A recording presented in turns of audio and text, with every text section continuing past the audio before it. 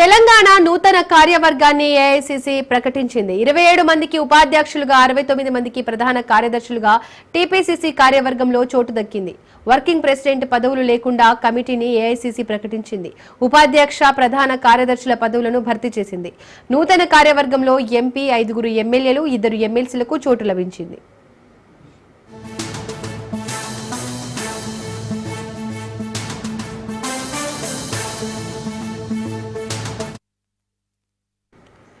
TPCC ఉపాధ్యక్షులుగా MP రఘువీర్ Reddy, ఎమ్మెల్యేలు నాయని రాజేందర్ రెడ్డి, చిక్కుడు వంశీకృష్ణ, ఎమ్మెల్సీలు బల్మూరి వెంకట్, బసవరాజు సారయ్య నియమితులయ్యారు.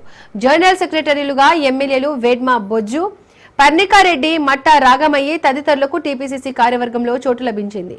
కాంగ్రెస్ హైకమాండ్ అన్ని వర్గాల ప్రజలకు ప్రాధాన్యత ఇచ్చింది. సంస్థాగతంగా నిబంధనతో పనిచేసిన కార్యకర్తలకు అవకాశం దక్కింది.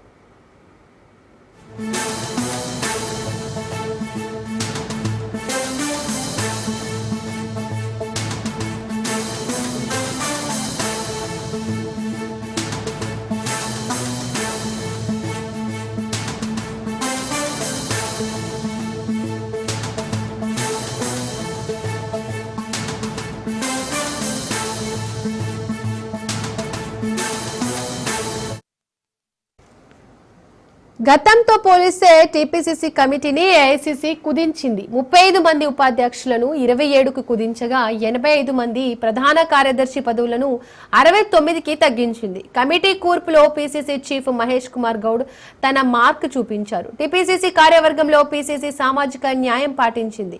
70% ఎస్సీ, ఎస్టీ, మైనారిటీ మహిళలకు అవకాశం దక్కింది. మొత్తంగా టీపీసీసీ 96 మంది నేతలకు కీలక పదవులు దక్కాయి.